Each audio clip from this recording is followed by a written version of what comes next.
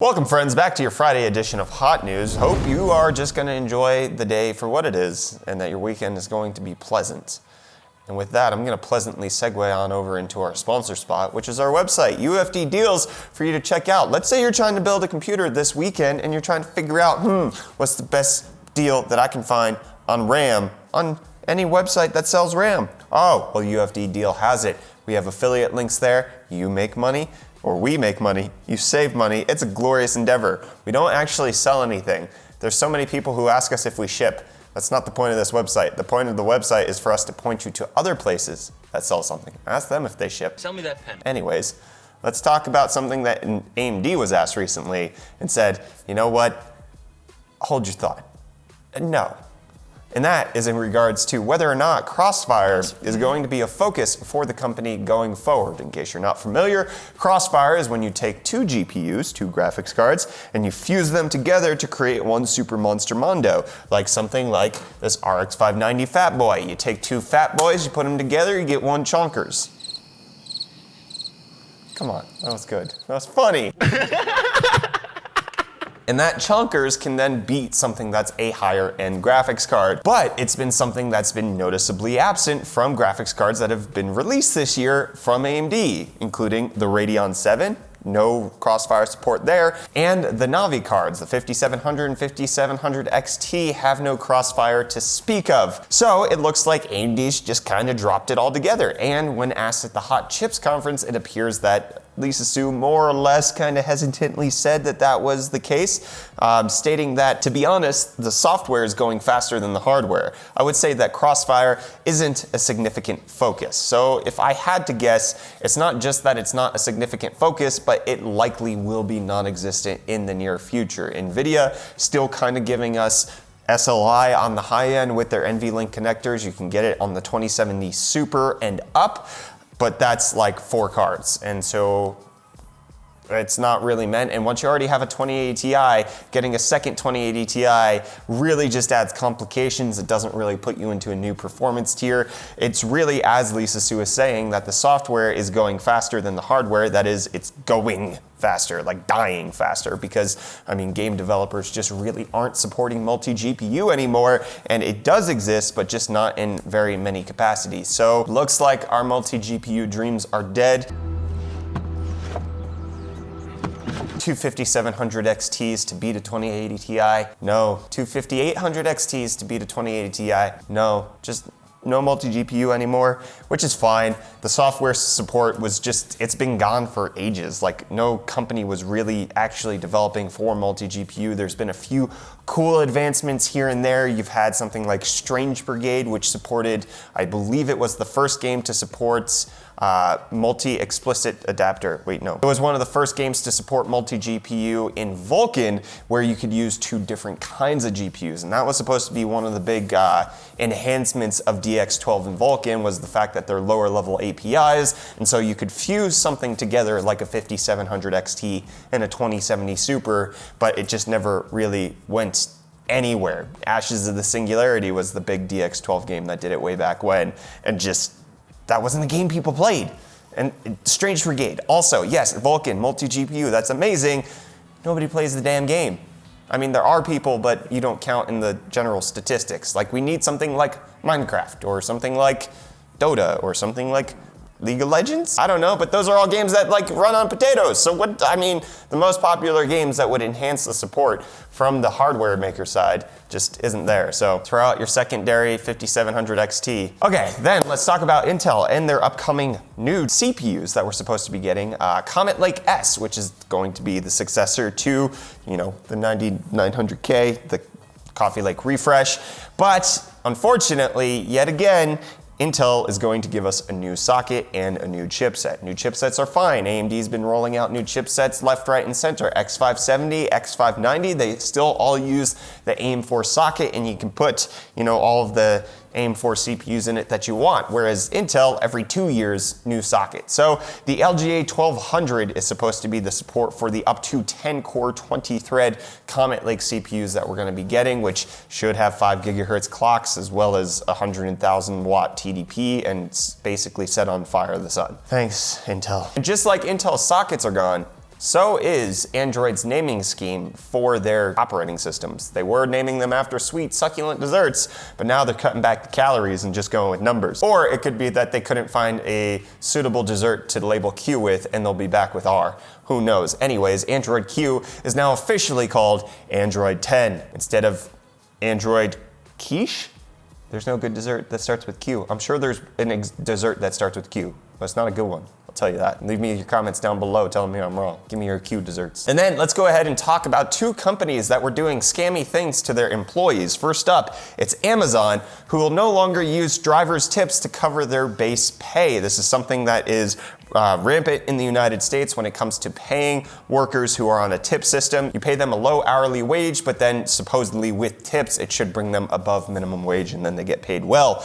Amazon, however, was doing that with their delivery drivers, and I just have to ask the freaking question, who in the hell was tipping their Amazon delivery drivers? Who in the crap was tipping drivers at all? I've never once tipped a UPS dude. You know, maybe when it's Christmas time, you give him a nice box of chocolates or something like that because he's been there the entire year, always making sure that you get the things you need, but you don't tip him every time. When did Amazon think that tipping was a relative, huh?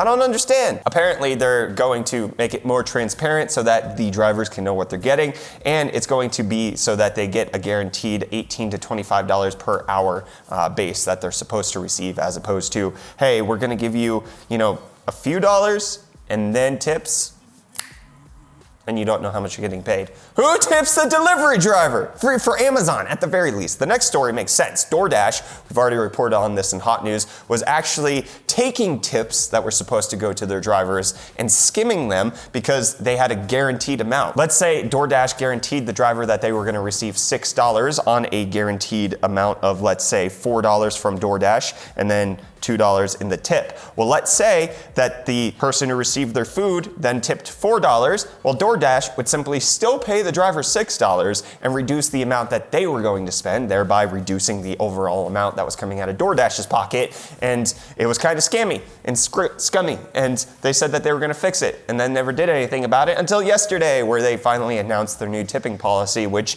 is more transparent and less scummy. Tipping delivery food drivers, yes. Uber Eats, DoorDash, all of that kind of stuff, totally fine. Not for my Amazon package.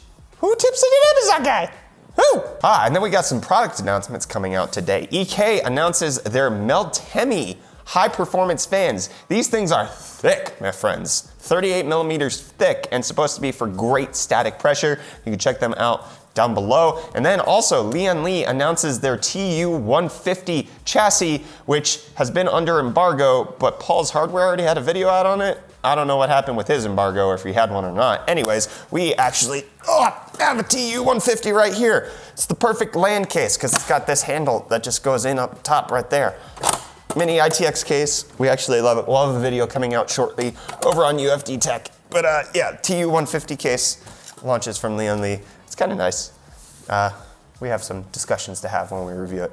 So subscribe to UFD Tech for that. But you know who you can't subscribe to anymore? These channels that YouTube pulled down because apparently they were in an orchestrated influence campaign over the Hong Kong protests that have been going on recently. YouTube actually hasn't spoken that much about the channels specifically, how many views, where they were influencing, all of that kind of stuff. But it looks like there was a coordinated influence attack on YouTube, and YouTube is actually doing something about it. This is in conjunction with Twitter also announcing that it banned certain accounts that were based in China trying to influence the public's perspective of the Hong Kong protests, which, in case you don't know, has been going on for quite some time now, where Hong Kong is trying to remain sovereign over the fact that China might be trying to come in and take their freedom. So that's the Explain Like I'm 5 version, and there's a lot more nuance than that, but that's as best basic explanation I can give you. But speaking of basic, you want to be a basic person? Well, why don't you pick up this Bugatti, okay? The Bugatti Centodieci hypercar costed $9 million fresh dollaronis, and they're only producing 10 of them, and they built it in 6 months. I mean, it looks gorgeous. I love it. This Bugatti looks sexy as all heck.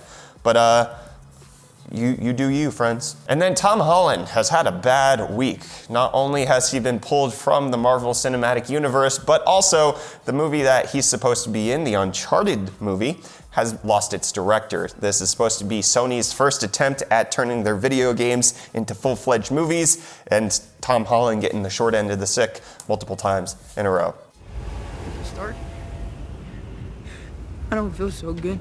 But speaking of sticks, carrot sticks, Kakarot, Dragon Ball Z segue, let's go. DBZ Kakarot got an extended gameplay release video over on YouTube from Gamescom, and it's from the Cell saga. It's Gohan, Super Saiyan 2 Gohan versus Cell. Holy frick, I was not excited for this game until I saw this. It is basically a 7-minute battle between Gohan and Cell. This is amazing. This is actually everything that I think I want in a Dragon Ball Z game. It's got RPG elements. You're level 51 versus a level 52 Cell. I'm excited for this one. I was not excited for Kakarot. Now I am. I'm picking this up first thing. Let's go. And then Marvel's Avengers, which the game where it came out and everybody was like, why does Captain America look like he drinks too much beer? Well, apparently the game developer's first reaction was, we're not fixing anything, everything's fine.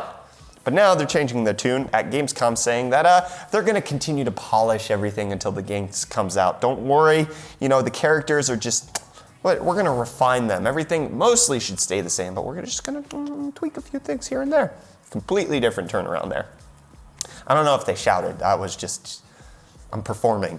It's an artistic interpretation, okay? But speaking of interpretation, have you ever been wondering how Siri interprets your messages to her so well? Well, it's because algorithms are trained and they're evaluated by humans to make sure that everything's going fine. Well, apparently, Apple has been doing that, but it hasn't been written into the terms and conditions that they're doing that. It's not happening with consent because park contractors have been evaluating Siri's messages up to 1,000 a day, and apparently they suspended the partnership, which cost people to lose their jobs. So those people came out and spoke against the company for actually giving people's private information to them. There you go. I mentioned in yesterday's hot news that I used to do this for a search engine.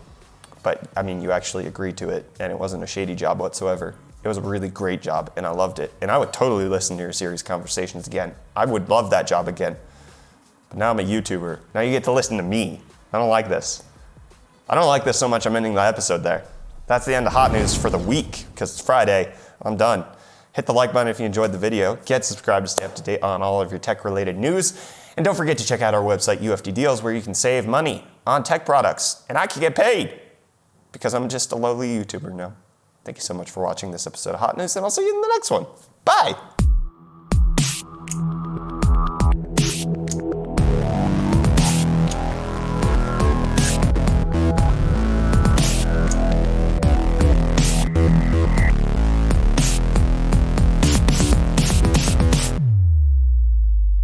That's funny.